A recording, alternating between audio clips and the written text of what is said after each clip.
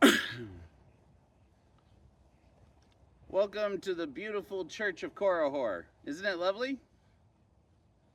You know, I was doing some thinking while I was driving about where the hell I was going to preach this morning, if I would find a place that was suitable. What do you think? Not bad. You ask me. Also, great place to showcase the new merchandise. My beloved niece, Casey Blake, is a rather famous YouTuber, podcaster, content creator, and also a very talented graphic artist. Whipped this up while her mom and I, you guys know Nikki, were making shirts that say, "Clergy do not shoot," so that I can preach at protests. And she said, "What can I do?" About 15 minutes, I told her, "Flash bright," and she said, "Fleshlight? No. Flash bright." Man, my whole family's corrupt. Anyways, flash bright, not fleshlight. And she's like, "I don't get it." And I said, she's like, "I'm an atheist. You have to explain it to me." I'm like, "I'm an atheist too. I'll still explain it to you." Got the concept. She's like, "Oh, okay." Her mom and I went back to making t-shirts, and by the time we looked up again, we had flash bright. And isn't it amazing? I'm going to make them available so that people who want to support the work can pay astronomical amounts of money. I have in my hands a moleskin notebook that I bought specifically for a trip like this one, and then never actually used. It is blank. Don't be impressed. Yet. Because I said one day my children will want to know, or my grandchildren if I have them, which I am not obligating anybody to.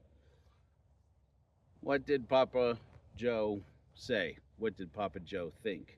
And if they only have my sermons to go by, well, that'd be plenty, I think. And my books. But the internal private struggle, they probably wouldn't know. And who's to say that we aren't cresting upon a moment in our history when things like sermons like these will be purged from being online.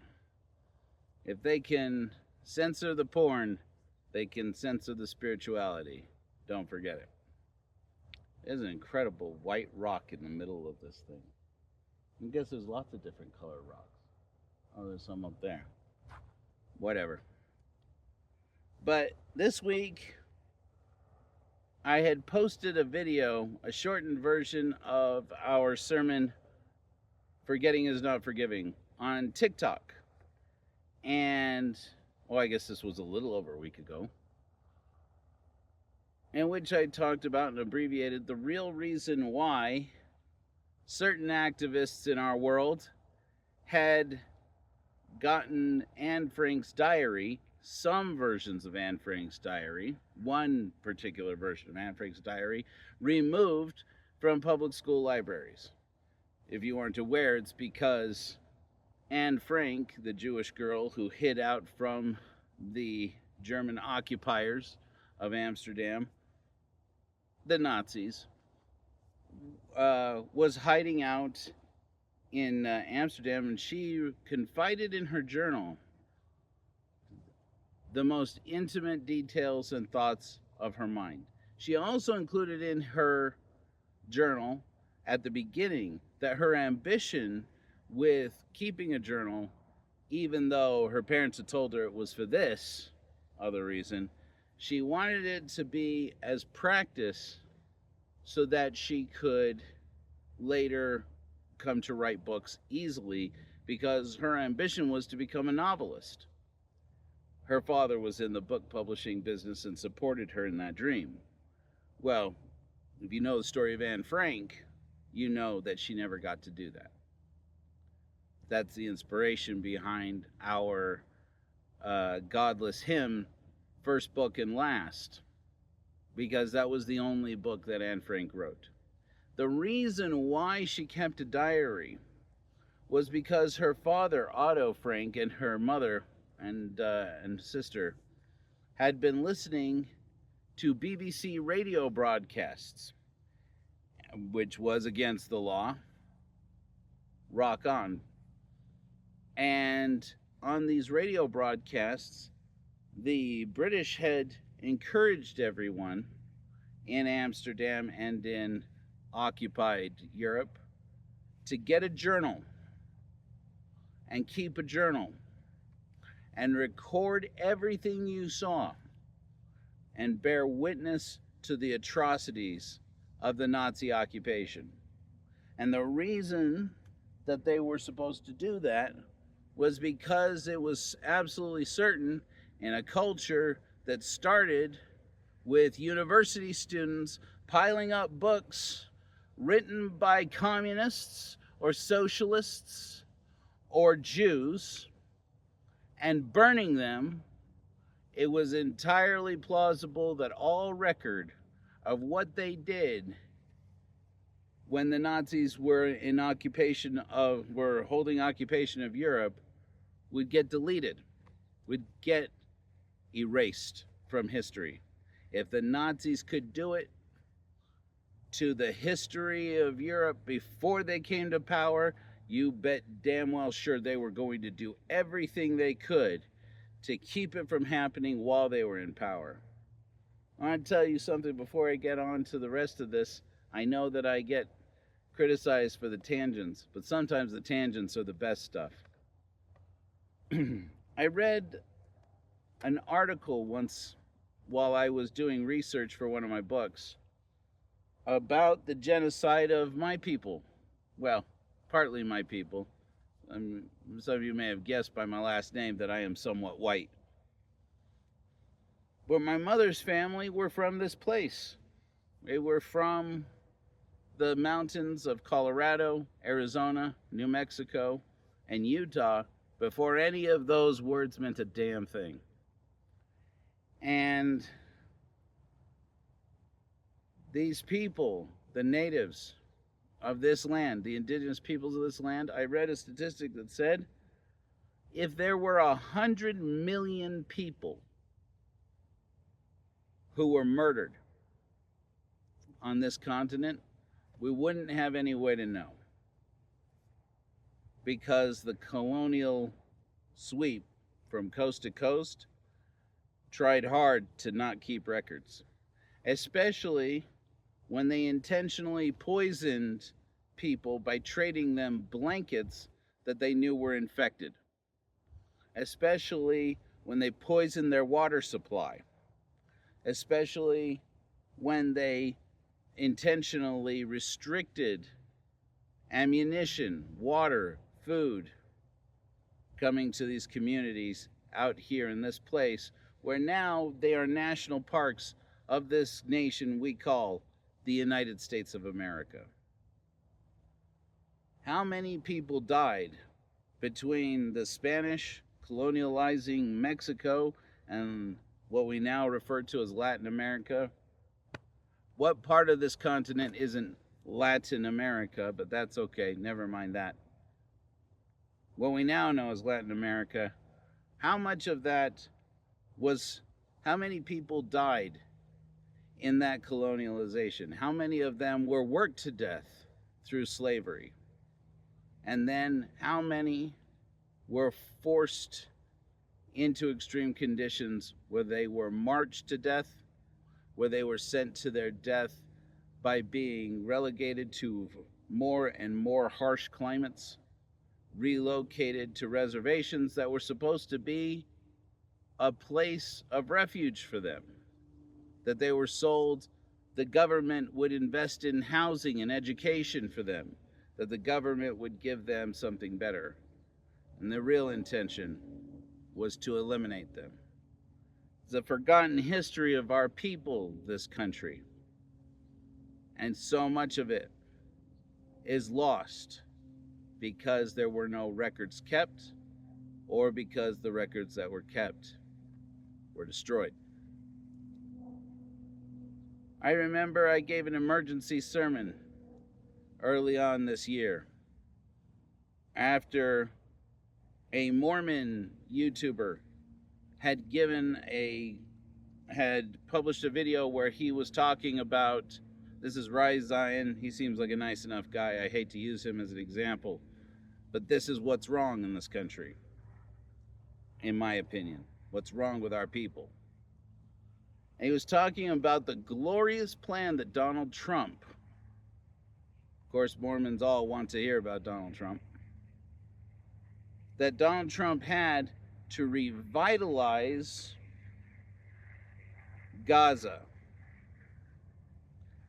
by removing and relocating Palestinians to a safe place and then bringing them back to this community, to their community where they already live.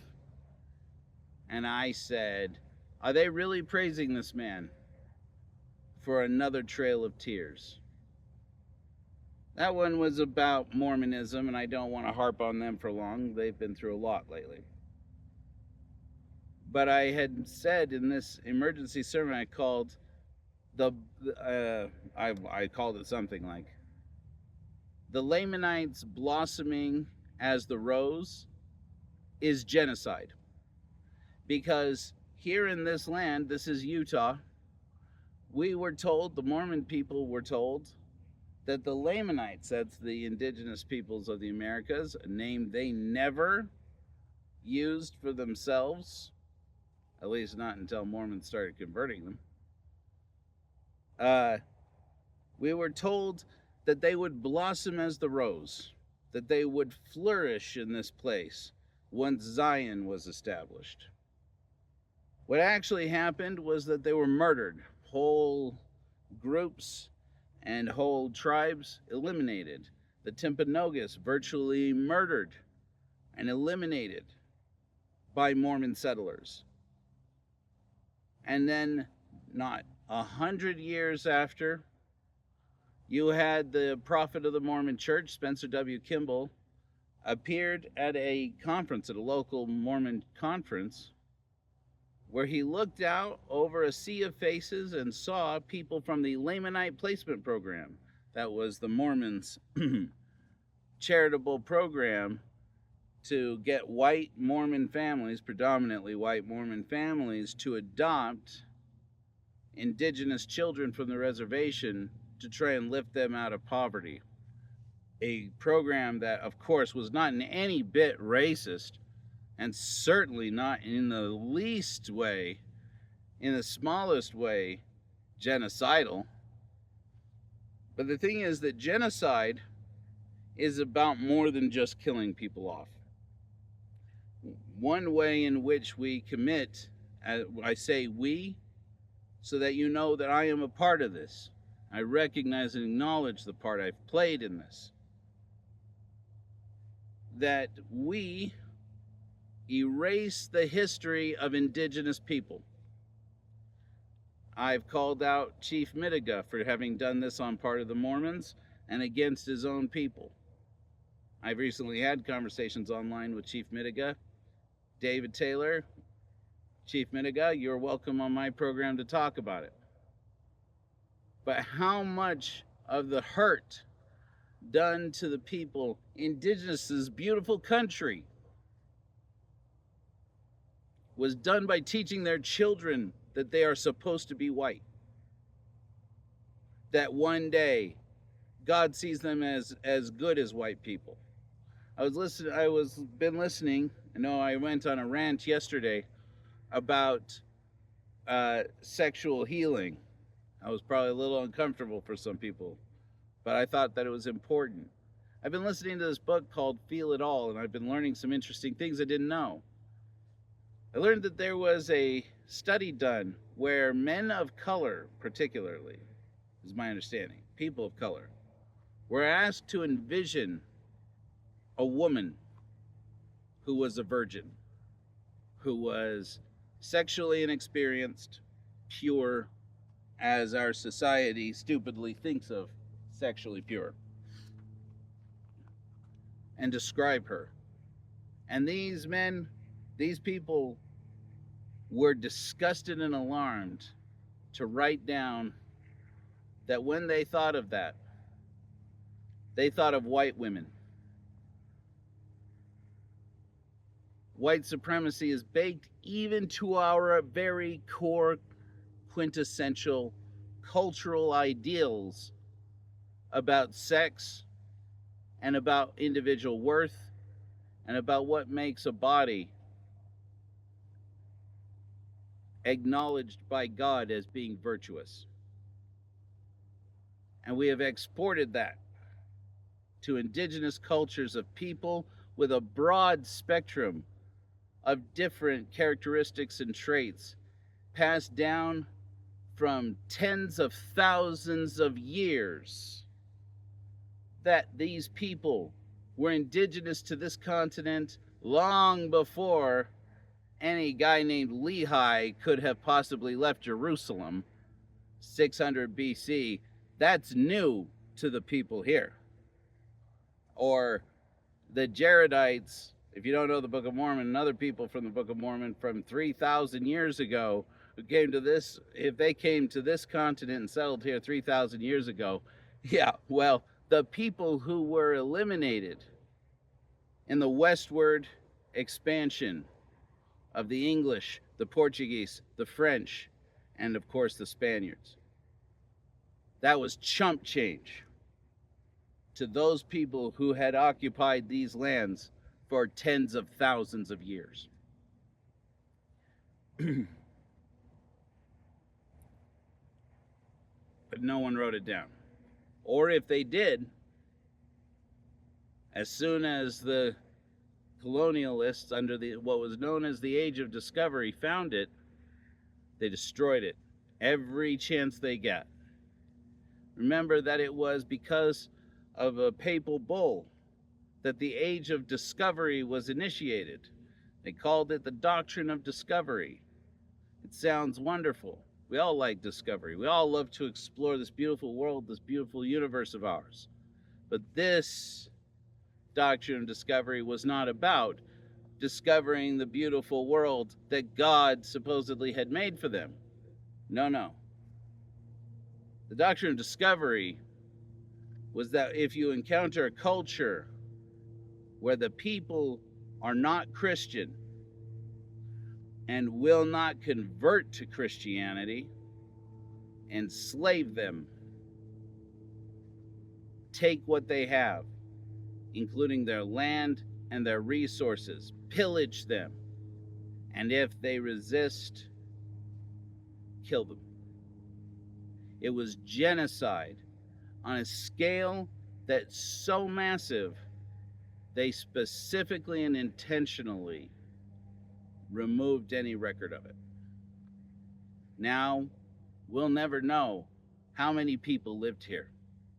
We can guess by settlements, but so many of the ruins of the homes of these people now have homes that we think of as homes built on top of them, have streets built on top of them, were uprooted to build infrastructure, were destroyed to erase them from history, leave no trace of the people who once occupied these lands.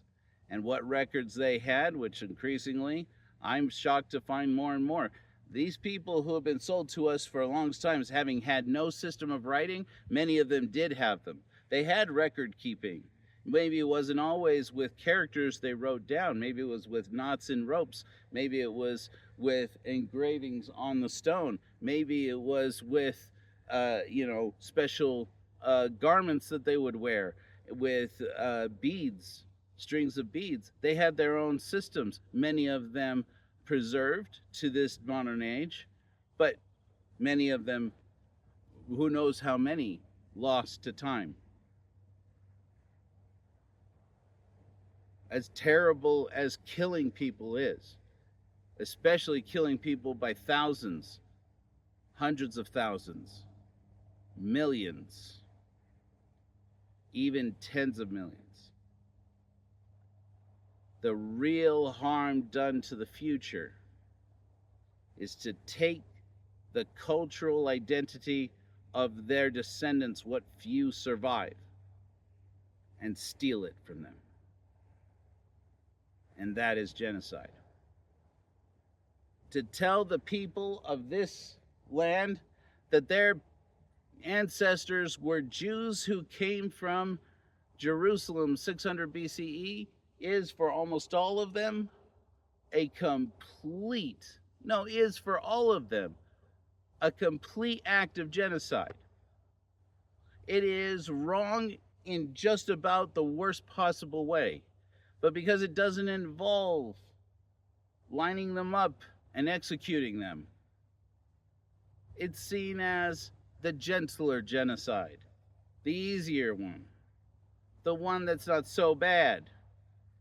But this was bad. And how bad it was diminished by conquerors who were determined to eliminate any trace of it in the records. So it makes sense to me, absolutely, that when the British were confident that with enough time and with enough support, they would win the war, they told the people to keep their hope alive and to hope for a brighter future, to have a reason to live, to have a reason to go on and fight again. Write that shit down.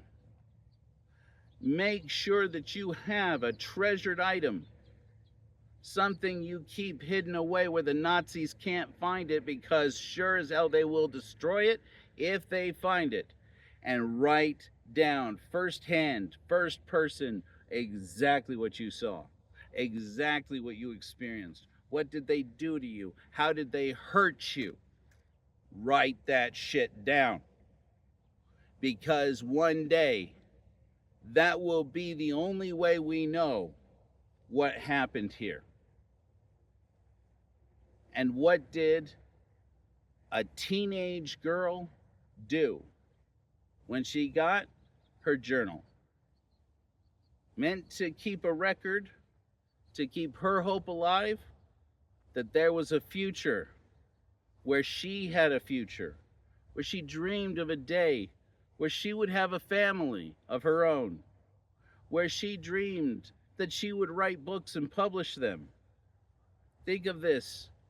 In Nazi-occupied Amsterdam, a Jewish girl who can't go outside because of a culture built by people who took every book written by a Jew that they could find and burned it,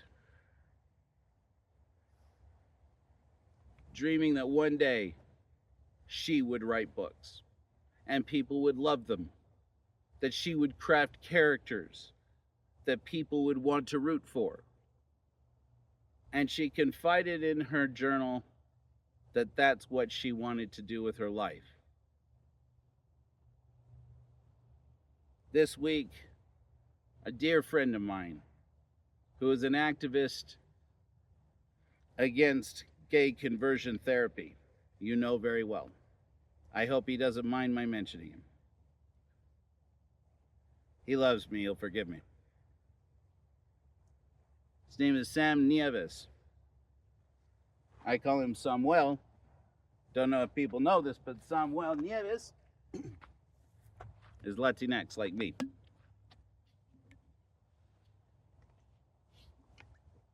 Messaged me after I had given that miniaturized version of Forgetting is Not Forgiving. And tearfully I know, though of course he only sent me a text, but I know Sam. I know Samuel. He said, I didn't know that about Anne Frank. Regulars know what I'm talking about. Anne Frank was at the very least bisexual. She confided to her diary the version that some activists in this country have managed to get removed from public school libraries so that teenagers won't find them. That she had tried to kiss a friend who was a girl, and that the girl had rebuffed her. Nonetheless, that when she thought of women's bodies, it made her feel differently than when she thought about boys' bodies. Later, she went on to confide to her diary that she got the tingles when a boy who was hiding out with their family looked at her differently, even though the boy wasn't really emotionally available to her most of the time. She had noticed him looking at her differently, and it had given her the flutters. That's not the word she used. I don't know what word she would have used. But that she felt differently, and that she felt something that we all recognize and remember from when we were in junior high. At the very least, she was not straight. And as a measure of bi-erasure, the part where she tried to kiss a girl and admitted to feeling differently about women's bodies was removed before the publication of the Diary of Anne Frank. The part about her having a crush on the boy that she was hiding away with, that part got left in because it's natural. The censor in that case, it's not the Nazis. The censor was not historians. The censor was her father, a somewhat conservative Jew, who thought surely his daughter had not confided that in her diary because she wanted the whole world to know it. In fact, he was concerned about the whole world knowing any part of his daughter's diary after it was revealed to him.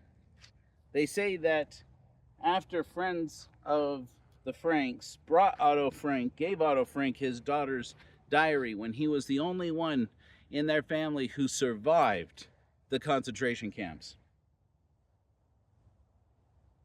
He took it and read it in one sitting.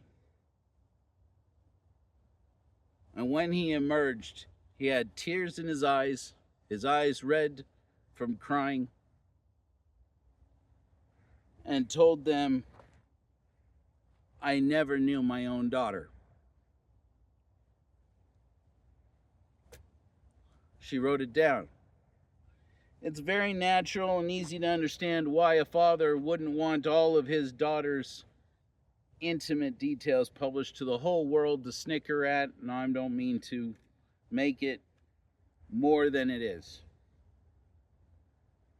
But it wasn't until Otto Frank was dead that activists from the other side of this equation said, this representation matters.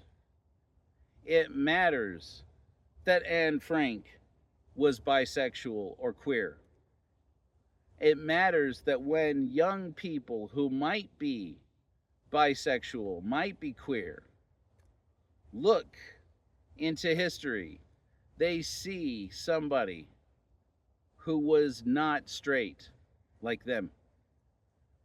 And it's important for kids who are straight to see, as they look into history, that there was somebody who was different from them, somebody they admired.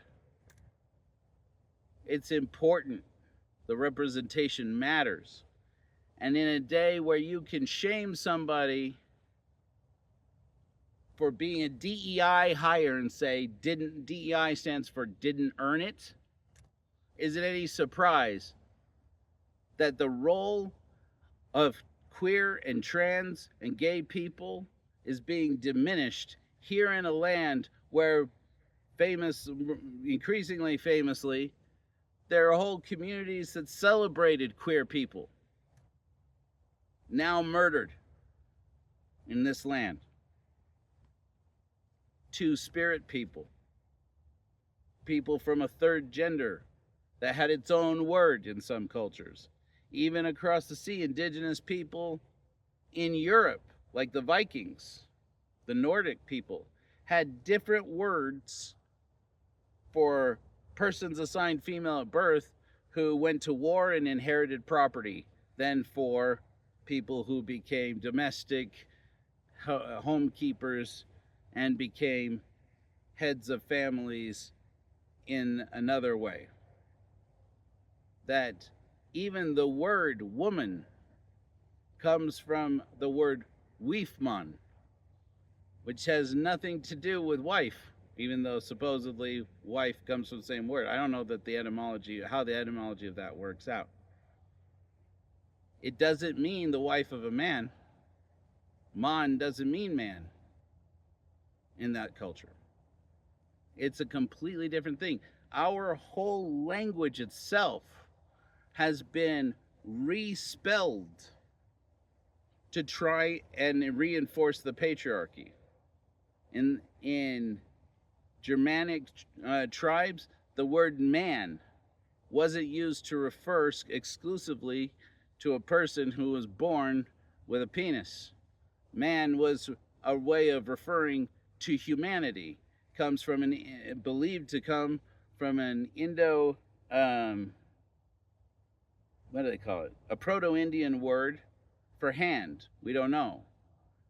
For hand meaning the people who are capable with their hands, supposedly. We don't know. Isn't it interesting that so many years later, when they found in caves around the world species of our ancestors who were not, strictly to speak, human, hominids, whatever human really means, but that buried their dead with their tools, they called them Homo habilis, man with the hands,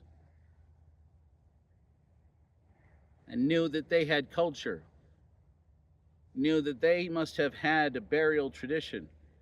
They must have believed and hoped that whenever this guy wakes up again from whatever sleep death is, he'll need his hand axe. He'll need his clothes. He'll need these things to survive and come back to us. What a beautiful and rich tradition. How much of it is lost? Because we don't have a record. We live in a day and age where we have been advised now, it's been publicly advised, that if your group is labeled as anti-Christian,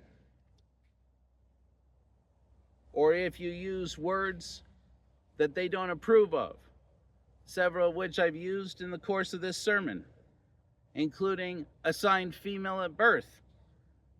What is a more innocuous thing to say than assigned female at birth? Assigned female at birth!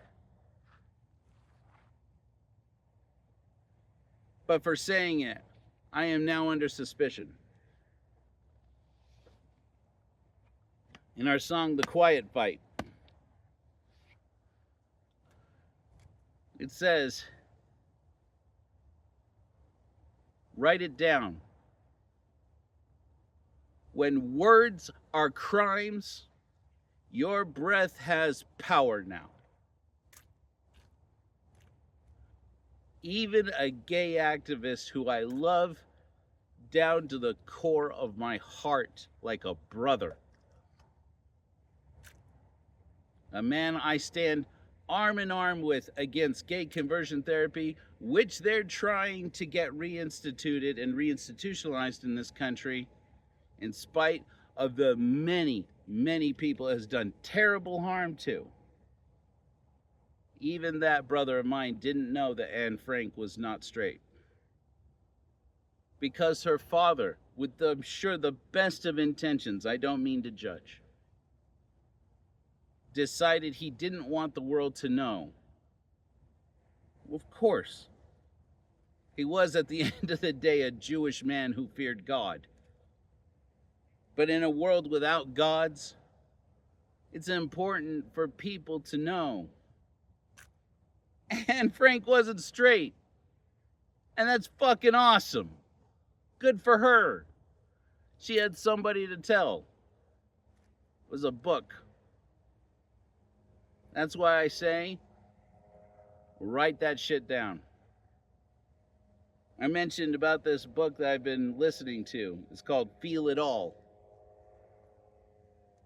And she talks, I've been listening to her because I've been thinking a lot about how Overview, our meditation, could do more to help people to heal from sexual abuse and physical abuse.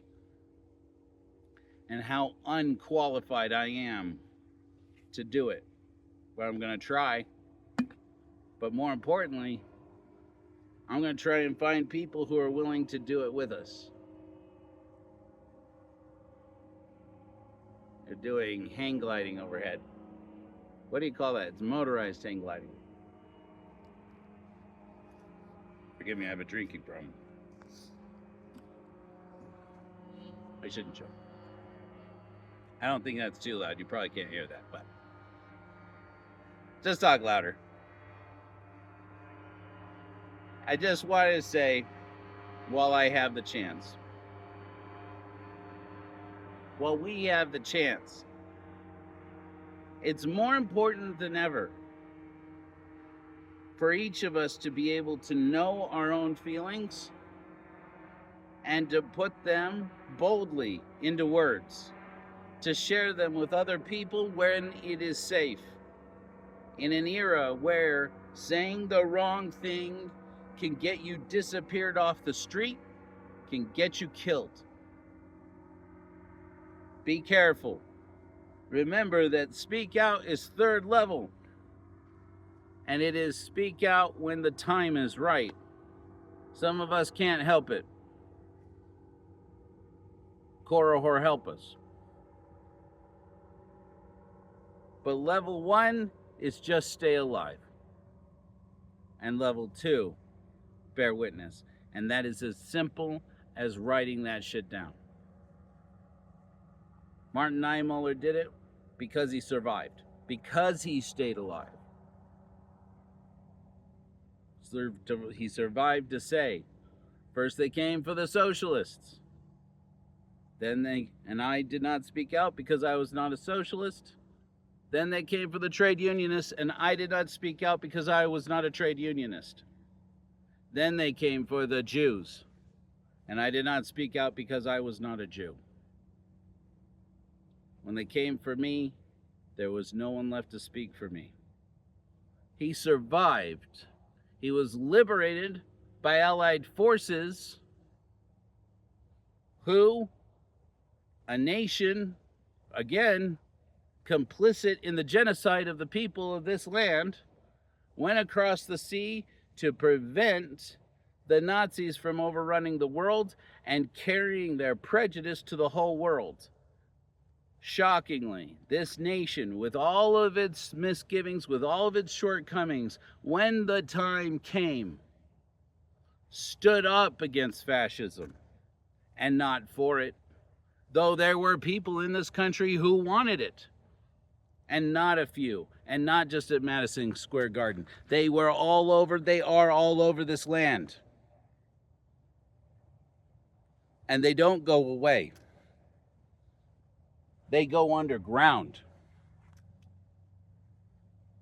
And they wait, they bide their time, and they come back.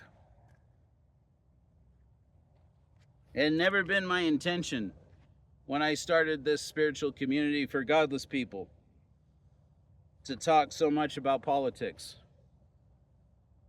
But I feel compelled now, at least to say this much.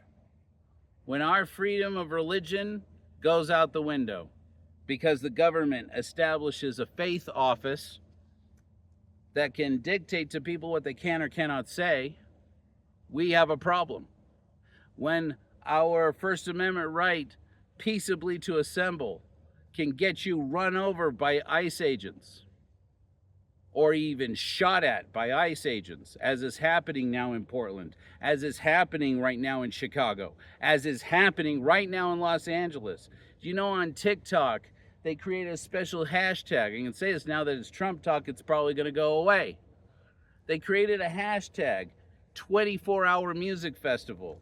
Why? Because when they put protest LA, protest Portland, protest Chicago, TikTok started taking the videos down or hiding them from people so they couldn't see them.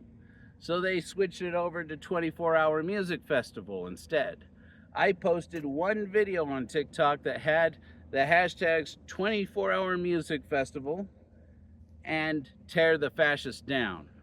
Within 4 days, I was advised that TikTok had removed the video for violating community policy.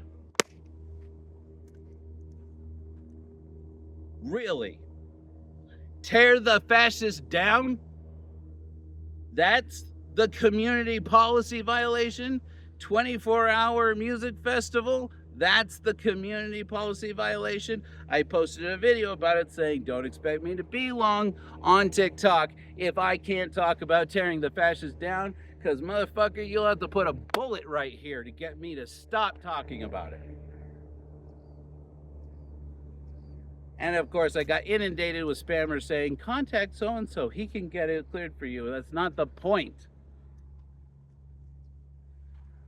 The point is they rant and rave about free speech when it's about Charlie Kirk's right to stand up and talk about how he hates trans people or how he hated gay people in spite of the fact that he very likely was in the closet. How he hated black people. For him, freedom of speech all day. For me, deport him. He said the wrong thing. Deport him from a country where he was born. He said the wrong thing. When words are crimes, your voice has power now. I did not mean to wax so evangelical. If you can't tell, I'm kind of fucking pissed off.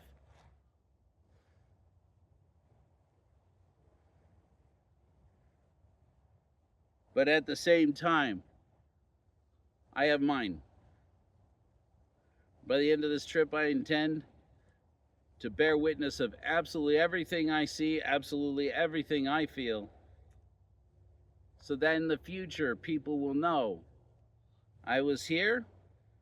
And when people I love dearly, more dearly than anyone in the world, scoff and laugh when I talk about the oppression that's happening in this country and say, you read too much into it, you watch the wrong news, you get the wrong... When you're watching the videos of it happening before your eyes, you're watching the wrong videos. That's all AI. Okay. I'm an idiot. I'd rather take my idiot brain and record that idiot shit down, write it down, where it can be seen by people in the future, whether they are my descendants or anybody else's.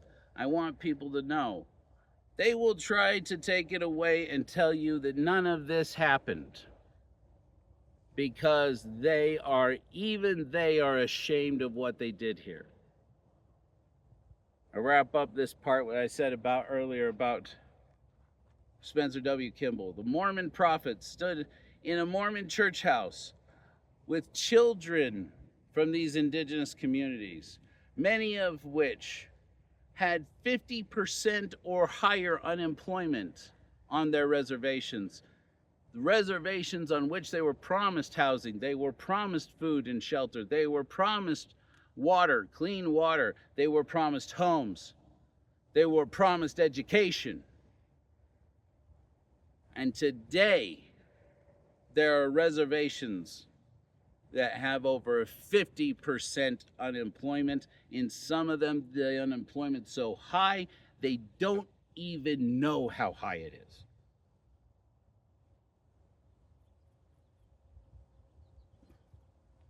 Took children from these communities and put them into white families, white Mormon families. And then he said, that the prophecy of the Book of Mormon, that one day they would become white and delightsome again, was being fulfilled in the 2 to 3 generations he could see before his eyes seated in that congregation of children being born among converts to Mormonism. It's called genetics. It's called people who are indoors versus outdoors all the time. It's called melanin. It's called science. From a day and age in the 1970s, before having skin tone like mine was something that white people paid extra for.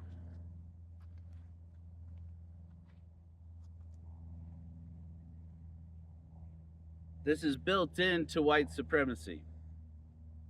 I talked a little bit about this. I'm going to wrap up here in a minute. Remember I told you a minute ago about this book, Feel It All. I would recommend it highly enough. I've been listening to the audiobook version. It's really good. And she was talking about how white supremacy, some people may think it laughable to think that white supremacy has anything to do with sex and sexuality. It has everything to do with it. Remember what I just told you a minute ago about how they were saying, she was saying that people of color were asked to envision somebody who is pure and virginal, and a woman who is pure and virginal. Of course they imagined a woman. Nobody in our culture imagines that of a man. It's got to be a woman. What kind of woman? Describe her physically. They were disturbed by how even people of color described a white woman. The patriarchy and white supremacy are woven into the way we identify what is sexual and pure, because these traditions go all the way back to when they had to justify slavery, when they had to justify that black women should be enslaved because they needed to be able to they needed white people to control their passions because they were inherently more sexual and more sexually liberated than white women. Now we have a culture where women of every color and every background and every ethnic group would just love to be more sexually liberated. What could be better for women than to be sexually liberated? What could be better for all of us than to be sexually liberated in a consensual, respectful, and pleasurable way? Why shouldn't we enjoy what is ours? That's what Korihor taught, and it's what I believe. Korihor being the better part of Joseph Smith's brain, but for me, he's also the better part of mine. There's Korihor who said to Alma, to Gedona, and to Ammon, and to the people of the Nephites, none of whom existed, none of whom were real people. And he was not a real person either. This is all just a legend. It's all just a story from the Book of Mormon. And he said to these priests and judges, your priests have kept them down and taken from them what is their natural right. The irony is that Joseph Smith, who started Mormonism, a tradition that has done that to indigenous people, wrote that down in a story where the bad guy pointed out exactly what Mormonism would come to do from New York all the way out here to the Rockies, and now all the way across the ocean. Did you know that in Tonga they're saying now that more people are Mormon than not? This genocide rolls on. Steal their culture, steal their uniqueness, steal their cultural identity, and it is every bit the same kind of genocide as to put them into camps. It's no different. And let it never be forgotten that we did it in this country to the Japanese. Yes, we even did it to the Germans. But certainly let us never forget the massacre of the innocent people who were indigenous to this place. I've ranted at you for a while. I want you to know that this spiritual journey that I am on is not entirely about anger, even though I do a lot of angry shouting.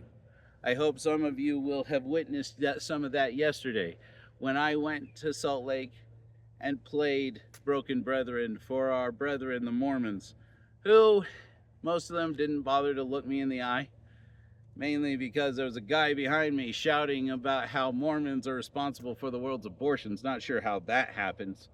And then ranting with a sign that said Mormons are the same as Muslims. Okay. But I knew that that iPad was strong enough and loud enough that a few of them heard me. And more than once I saw a corner look out of an eye of somebody who I smiled at and nodded. And all the way back to my car, played that iPad as much as I could in the rain. Played it for all those Mormons. And more than one of them I said, good morning. While Christians are all around them in the free speech zones of the sidewalks were shouting about, you're going to hell. Jesus doesn't love Mormons. You call yourself the Church of Jesus Christ, but anybody can name their church that. You're not real Christians. All I said was, good morning. And then they saw me, they'd look at me, and with friendliness, with, in many cases, with relief, smiled and said, good morning. I'm on a spiritual journey. I'm not a perfect man. I'm just out here doing this imperfect man's healing. I flash bright. I'm doing it every day. And it's risky, man. There's some risk involved. I wouldn't have it any other way. One of my favorite songs, not a hymn of the Church of Korihor, is a song by, I believe her name is Carney Blanton, folk singer, who says in one of her songs, she has this song called You Ain't Been Doing Nothing If You Ain't Been Called a Red. She talks about when I was a kid, I used to love parades and I used to love to go and march. One day after the Labor Day parade, I came home and one of my neighbors' dad said, kid, all the people who march in those marches are a bunch of reds. Tell me, are you a red? And she said, I didn't know what that meant. My hair back then was brown. And our house was yellow like every other house in town. So I sat down and I asked my mother why that's what the neighbor said. She sat me down and said, kid, you ain't been doing nothing if you ain't been called a red. If you march or agitated, you're bound to hear it said. I think many times how the labor movement shaped what we're doing here at the Church of Korihor. I had no idea until just in the last year or two. Even our music makes references back to it. I think it's probably at least once a day now, at least once a day, in the midst of listening to hymns that I wrote. I'm indulgent that way. I listened to Woody Guthrie's Tear the Fascists Down.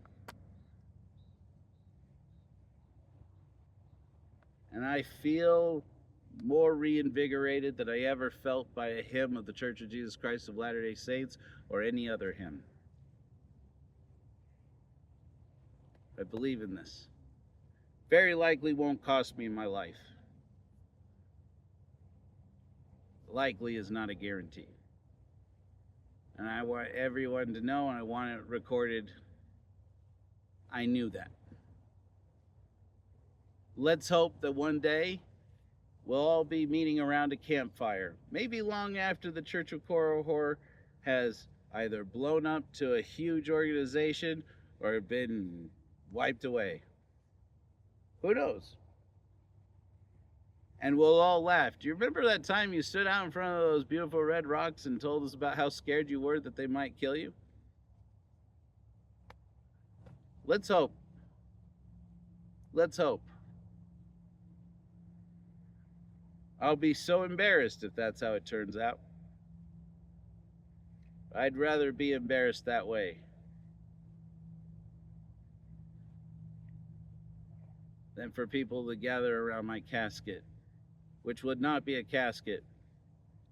It'll be a biodegradable urn with a nut in it, and they'll plant me somewhere.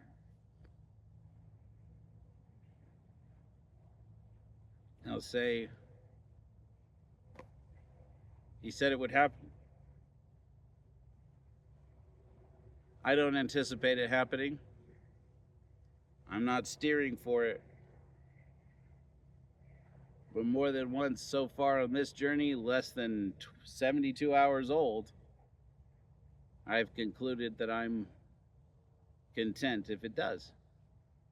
That I am only going to be content if I have spoken loudly enough and said enough to make somebody out there think those are the ones we're trying to get rid of.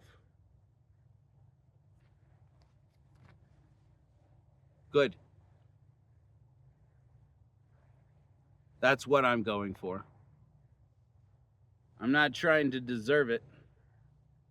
I'm trying to make them think I deserve it. But I'm being loud in confidence that there are so many other people out there who don't want that risk, who can't take that risk, who remember that Anne Frank and her family tried hard to not take that risk and still died. And to those people I say, fine, yes, excellent, please, stay alive from the bottom of my heart. Don't do what I am doing if you can avoid it. Stay alive and write it down, please. Write down every feeling you can. Write down everything you witness and see. Just a few days ago, in this country, an immigration agent who was responding to a woman who came to a detention center to see her husband and was told she couldn't, and pleaded with him in Spanish at an immigration detention facility. Why is anybody working in this facility who doesn't speak fucking Spanish? Pleading with him in Spanish to let her see her husband, and this man took her and threw her on the ground, tackled her, and threw an innocent woman on the ground. And they were rolling. There were cameras everywhere. This is what the fascists never accounted for. A world where there are cameras everywhere. And people to record and bear witness forever. This time, we'll get your ass on tape. This time, we'll record it. And you know what I saw? Just a few days after that man, it was reported on the news that he was fired. Just a couple days later, at these 24-hour, one of these 24-hour music festivals, everybody took their phones in the protest and held them up to a row of police officers with shields, with polycarbonate shields.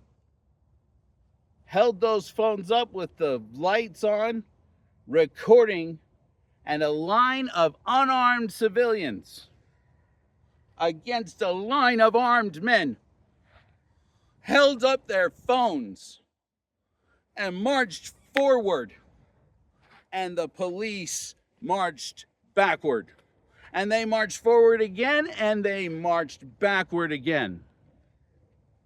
It's a different thing when we got your fucking face doing it. Yes. Let it never be said again that someone is unarmed who has a camera. Record it. I'm sorry for yelling at you. But at the same time, I'm not. I feel ambiguously. I do a lot of that lately.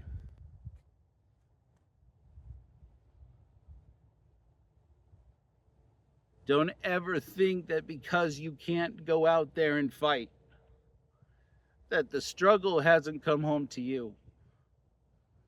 Always remember that level 1 is to survive. Always, please, from the bottom of my heart, remember to survive.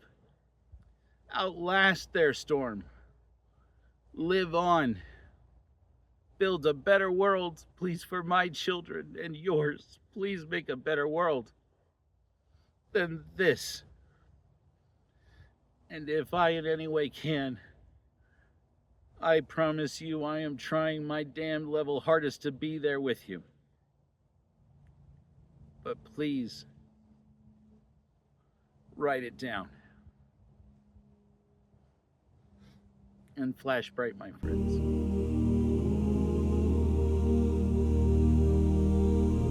Never forget, it's a quiet fight. In their shadow, guard the light. We are still here. Reason prevails. Arm in arm, we will not fail. Keep breathing, write it down. When words are primed, your